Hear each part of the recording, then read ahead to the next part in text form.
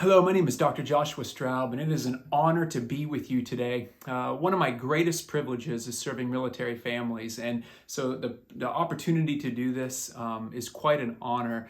My grandfather was a senior Army aviator who served 2 tours in Vietnam as 2 Purple Hearts, and being able to grow up with him and hear his stories, and he's just such a mentor, and I look up to him so much in my life.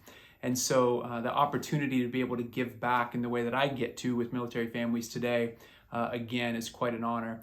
Today I want to talk to you about some parenting principles, just some opportunities to be able to apply, and then also some just practical strategies for connecting with your kids and really prioritizing them in your life. And then also too, just from a marriage perspective, your way to be able to pursue your spouse, to be able to have date nights, some creative date night ideas for how do we take care of the kids and how do we manage kids so that we can get time as a couple. And here's why this is so incredibly important. I want to share that with you. Actually, before I do that, let me just explain a lot of what I talk about. We have in a book called Famous at Home, 7 Decisions to Putting Your Family Center Stage in a World Competing for Your Time, Attention, and Identity. And so a lot of our coaching principles are in here. I'm going to give you just a few of them today. And I want to do that from this context, especially as it relates to marriage, is I want to talk about, when we first became parents, we were incredibly overwhelmed. We have a 10-year-old, an 8-year-old, and a 2-year-old right now. And there's an age gap there for a reason. When we first had our kids, the first 2 were very difficult. They had acid reflux and colic, which I still don't know what that is to this day. My wife had postpartum depression. There was all kinds of stuff that we talk about in here to just share our story. And in the middle of all that, I was looking for the research. I wanted to know at the end, when I'm, as a grandparent, or I'm sitting in my rocking chair at the end, when I've raised my kids, like what will have really mattered in raising my kids? And what was fascinating about the data, what was fascinating about the research is I can pretty much sum up all of parenting research into one primary conclusion, and that is this, that our kids become who we are. Our kids become who we are. And so I've gotten rid of the word, my wife, Christi, and I, we don't like the word parenting very much because it doesn't really describe what matters as it relates to raising our kids and the importance of what goes into raising your kids. Instead, we like to use the word becoming. Because our becoming as adults is everything in who our kids turn out to be. And I remember this one particular study, and we cited in the book. It was by a Harvard professor named Robert Epstein, who did this meta-analysis, and he looked at the top 10 parenting strategies to get to get the best outcomes that we desire for our kids. What were the top 10 parenting strategies to get the outcomes we most desire in our kids? And what he found is that of the top 3, so discipline, by the way, behavior modification, disciplining your kids was number 7 on the list. So if you think about discipline, I know your military families, discipline is huge. We're huge on discipline. I think there's reasons it was number 7 on the list. There's some strategies to get there. But the top 3, and I think this is really fascinating to understand. Number 1 was love and affection. So number 1 most effective parenting strategy to get the outcomes we most desire in our kids was love and affection. Number 2, now bear with me on this because as it relates to a marital standpoint, I'm going to help you guys understand how to manage this. The second greatest parenting strategy to get the outcomes we desire in our kids was a parent's ability to manage his or her own stress. I know, very convicting for all of us. Number 3, and this is what I was getting at and pertains to what our conversation here today, is how you treat your spouse or how you treat a co-parent in a divorce situation. So as we talk about marriage, or as you think about your own relationship, and you also think about how you're raising your kids, our kids watch our relationships. They watch who we are and who we are becoming. And so I just really want to encourage you as we get started here. I'm going to give very practical ways to be able to live this out, but for each of us to understand this whole idea of becoming. In fact, just this morning, my wife Christi and I were hugging each other. I was getting ready to go out the door to go do some stuff, and she grabbed me and she gave me a kiss, and we're embracing in this kiss, and all 3 of our kids are sitting around, and our 8-year-old daughter goes, "Ew," and our little boy, our 2-year-old, comes running up and he puts his arms around both of us, and my wife looks at her and she said, "Honey, actually," she's in the cooties phase right now, She's like, actually, you should be really happy that you have two parents who love each other.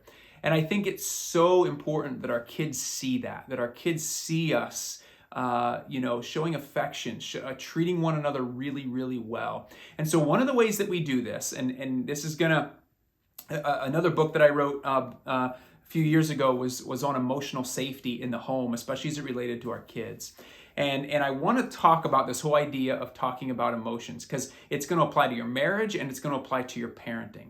So we're really big on identifying and talking about emotions. Now, I know a lot of us grew up in homes where we didn't talk about emotions. Emotions weren't talked about, or it was seen as weak, or it was seen as, we don't want emotions to guide our behavior. And that's very, very true. But what I find is there's two extremes. We either live on the extreme of repressing, denying, or suppressing our emotion on one hand, which, by the way, it will catch up with you.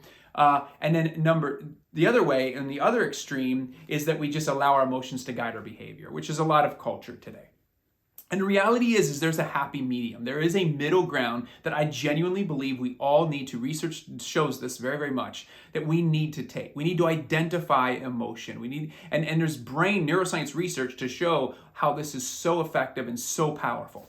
And so what I really want to encourage you to do is and I'm going to apply this first in your relationship with one another in your marriage, because I think this is incredibly important, is that you sit down, we do what we call 15 minutes a day.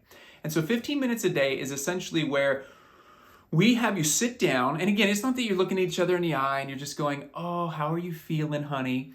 What it is it's an opportunity. And by the way, this will take 2 minutes. It might take 5 minutes. We call it 15 minutes a day because a lot of times it will create some conversation where you and your spouse identify what was one positive emotion that I had today. What was one positive feeling, one moment where I felt proud, brave, excited was what I was thinking of, content, happy. And then one positive or one negative or uncomfortable emotion or feeling that you had. Maybe it was embarrassed, maybe it was rejected, maybe it was angry, maybe it was upset, uncomfortable. I think it might have said jealous. So what is one uncomfortable emotion that you had that day? And in the marital relationship, don't make it about each other to start, because so often what we do is we say, well, I felt unseen because you didn't, take out the trash today, or whatever it is, right? I felt, angry at you for doing this. What we end up doing is we tend up blaming. If we're not good with talking about emotions, we spout them at each other to try to, say, hey, it's kind of like our crazy ways of trying to get our spouse to love us better. When the reality is all it does is push them further away. So start with using a neutral conversation, like a neutral event that happened that day that just gives your spouse insight, a little bit deeper insight into your inner world. What it does is your spouse starts to see your inner world and start to grow with you and start to see what's happening. And then you also are growing because you are identifying what's going on in your inner world. So often we get so busy in life, we're running kids from one activity to another. We've got our jobs, we've got everything that's going on, and we get talking about the business of the day that we miss the heart of the other person. And so rather than missing the heart of the other person, this is one simple way to be able to identify, what is it that I'm feeling today? I was brave when I did this. I was sad when this happened. And you don't even need to spend a lot of time going into the context behind it. Just identifying it and labeling it and speaking it out loud has a healing effect on the brain and gives your spouse insight into what's going on in your inner world. I would really encourage you, and we can put a link to this as well in our book, Famous at Home, on page 147. And we have a workbook that you can download at famousathome.com/book. You could download the workbook for this. And in it, we have a feelings chart that you can actually print out and hang on your refrigerator, because so many of us grew up in homes where we might have happy, angry, and scared, right? But there are so many other emotions that we just don't have a vocabulary for. From fascinated to feisty to grateful to worthless to weary to hopeless to startled to disapproving to terrified, scared. I mean, there's a whole bunch of vocabulary there that we often miss. And so if you start this first with you and your spouse, what it does is it gives a context then for you to be able to enter into your kids' world and apply it with your kids as well. And all of a sudden, you're creating an environment where emotion is allowed to be talked about. And here's why this is so important. There's actually a proverb that says this: patience is better than power, and controlling one's emotions than capturing a city. Now, why would controlling your emotions be more important than capturing a city? Because you can capture the city, you can start a successful business, you can lead a very successful organization, and yet still lose it because you didn't know how to control your emotions. See, what ends up happening is if we can't identify them, if we can't label them, what happens is they take control of us over time, and it spills out in how we treat other people. And so just identifying in your home, labeling your emotion first with your spouse is absolutely critical. And now, why is this important neurobiologically? And I'll get into the kids, and we'll get into some practical ways to be able to do this with date nights as well.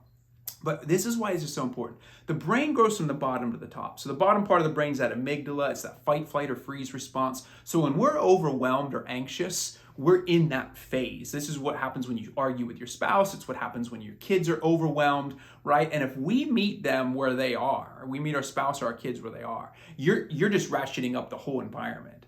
Whereas if we're able to, in the brain, at the top part of the brain behind the eyes, that's the higher functioning part of the brain in the prefrontal cortex, known for like social skills and emotion regulation, cognitive flexibility, self-control.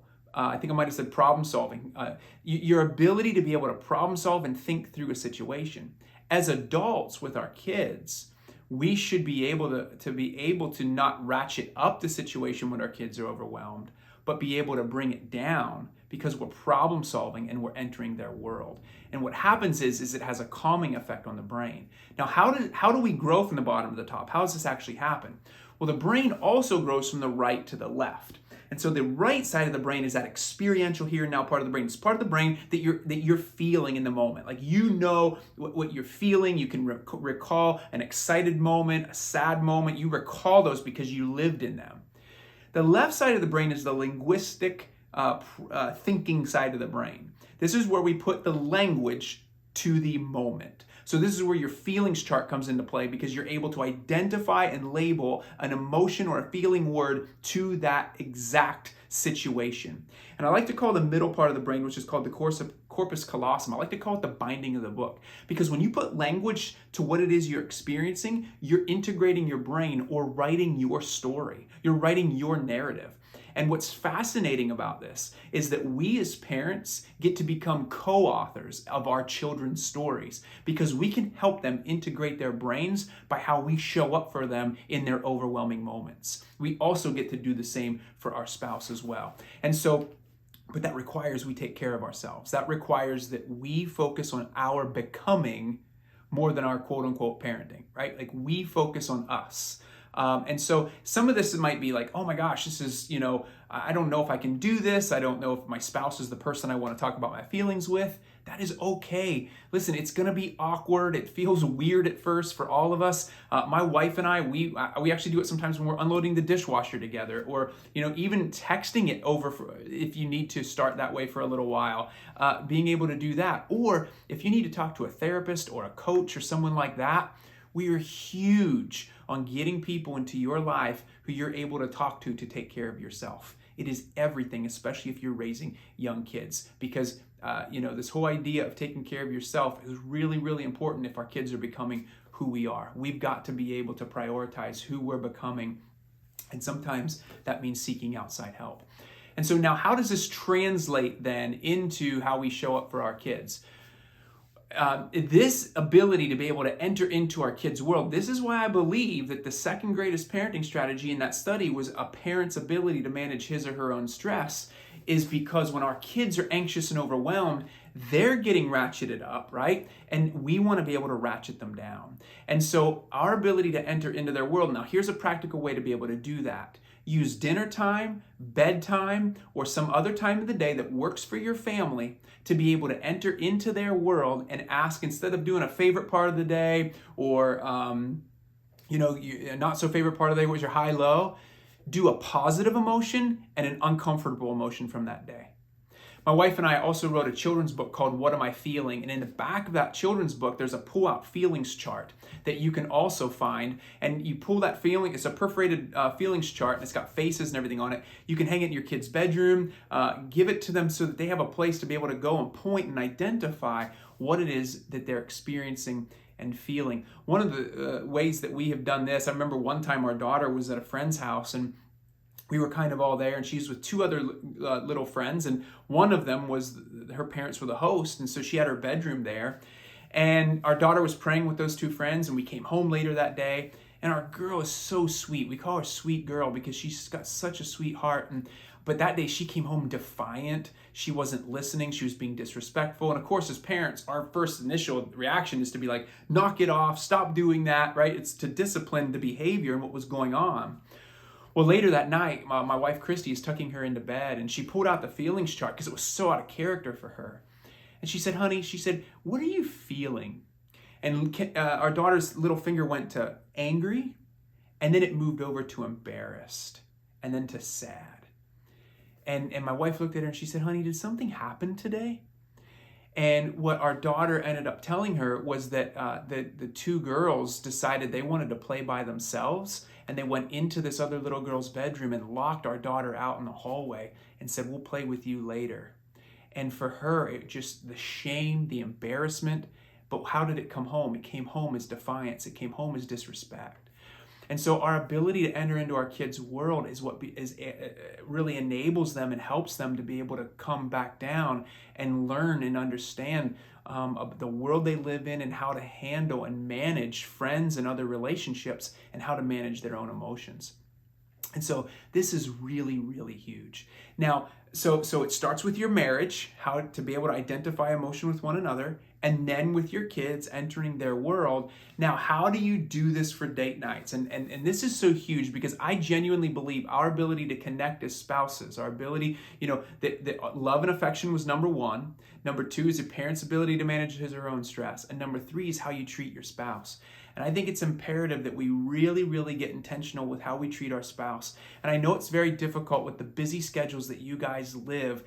In most cases, both of you are working. You both have jobs, and you're also raising kids, and you have activities, and you have all these things. And you're like, how do we even get a date night? I really want to encourage you. There's a multiple ways to be able to do this, and I think that you're going to identify some of these things, and you're going to say, okay, because you have to flip what a date night might look like on its head. For some, you can think of a traditional date night where you go out, you have a dinner, you spend time together. And one of the best ways to be able to do that we have found as well, that saves time or that saves money in particular, and gives your kids the ability to be able to be with other kids that you have same values with other families, is to do date night swaps, where you go out on your date, and your kids go with another family that you love and trust, and they have friends that and that family watches your kids while you go on your date night. And then the next week later, you watch their kids and have a party for the kids and make it fun while that family goes out on a date night. And you can do this with the 2 or 3 different families and create a rotation where you're able to go out. It's a very practical way to show your kids, number one, the community that you live in, right? Because you want to have community. Community's everything. And so when you get 2 or 3 families together who share similar values and how you want to raise your kids, and what maybe it's a religious belief or whatever that looks like, that you're going, you know what, we want to do life together, we trust each other. Now all of a sudden the kids are getting time together, and they're seeing parents go out and really prioritize their relationship. It just sets a really solid model for our kids, and it's an affordable way to do it. Another way to do this affordably is to be able to, and this is one thing that we tend to do, is we will prioritize and plan and put into a date night once our kids are in bed. And so we will already plan for them to get to bed early. And what we'll do is we'll make it super special.